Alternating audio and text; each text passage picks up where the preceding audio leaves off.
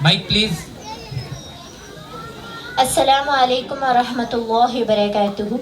Nahmaduhu nasalli ala rasulil kareem. ಅಮ್ಮ ಬಾದ್.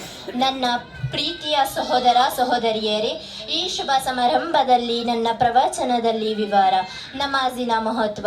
ಸಹೋದರ ಸಹೋದರಿಯರೇ, ಇಸ್ಲಾಮಿನ ಎರಡನೇ ಆಧಾರ ಸಹ ಖಯಾಮತ್ತಿನ ದಿನದಂದು ವಿಚಾರಿಸಲಾಗುತ್ತದೆ. ಮೊದಲನೆಯ ದುಃಖ ದೈವ ನಮಾಜ್ ಆಗಿರುತ್ತದೆ. ಅಲ್ಲಹನ ಪ್ರವಾದಿ ಅವರು ಹೇಳುತ್ತಾರೆ, ನಮಾಜ್ ಒಬ್ಬ ಸತ್ಯ ವಿಶ್ವಾಸಿ ಅಸತ್ಯ ವಿಶ್ವಾಸಿಯ ನಡುವೆ ವ್ಯತ್ಯಾಸ ಮಾಡುತ್ತದೆ. ಅಲ್ಲಹನು ಹೇಳುತ್ತಾರೆ, ಆದರೆ ಅವರೇನಾದರೂ ಪಶ್ಚಾತ್ತಾಪ ಪಟ್ಟು ನಮಾಜ್ ಸಂಸ್ಥಾಪಿಸಿ ಜಕಾತ್ ನೀಡುವುದಾದರೆ ಧರ್ಮದಲ್ಲಿ ನಿಮ್ಮ ಸ್ನೇಹಿತನಾಗಿ ಇರುವವರು. Chapter number 9.11. ನಮಾಜ್ ಒಬ್ಬ ಸತ್ಯ ವಿಶ್ವಾಸಿಯನ್ನು ಪಾಪಕೃತ್ಯಗಳಿಂದ ಧರ್ಮಗಳಿಂದ ತಡೆಯುತ್ತದೆ. ಪವಿತ್ರ ಕುರ್ಆನಿನಲ್ಲಿ ಅಲ್ಲಹನು ಹೇಳುತ್ತಾರೆ, ಖಂಡಿತವಾಗಿಯೂ ನಮಾಜ್ ನಿಜವಾಗಿಯೂ ಧರ್ಮದಲ್ಲಿ ಹೇಳಿರುತ್ತಾರೆ. Chapter number 29.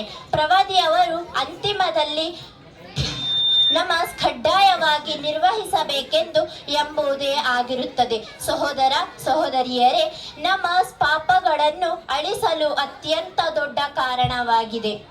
ಅಲ್ಲಹನು ಹೇಳುತ್ತಾರೆ, ಹಗಲಿನ 2 ತುದಿಗಳಲ್ಲಿ ಮತ್ತು ರಾತ್ರಿಯ ಸಮಯದಲ್ಲಿ ನಮಾಜ್ ಅನ್ನು ಮಾಡಬೇಕೆಂದು ಹೇಳುತ್ತಾರೆ.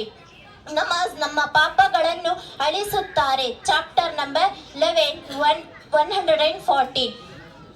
ನಮಾಜ್ ಸತ್ಯವಂತರಿಗೆ ಪ್ರಪಂಚದಲ್ಲಿ, ಸಮಾಧಿಯಲ್ಲಿ ಮತ್ತು ಪರಲೋಕದಲ್ಲಿ ಪ್ರಕಾಶವಾಗುತ್ತದೆ. ಅಂತಿಮದಲ್ಲಿ ಅಲ್ಲಹನಲ್ಲಿ ಕೇಳಿಕೊಳ್ಳುವುದೇನೆಂದರೆ, ನಮ್ಮ 5 ಸಮಯದಲ್ಲಿ ನಮಾಜ್ ಅನ್ನು ಮಾಡಬೇಕೆಂದು ಅಲ್ಲಹನಲ್ಲಿ ನಾನು ಪ್ರಾರ್ಥನೆ ಮಾಡುತ್ತೇನೆ.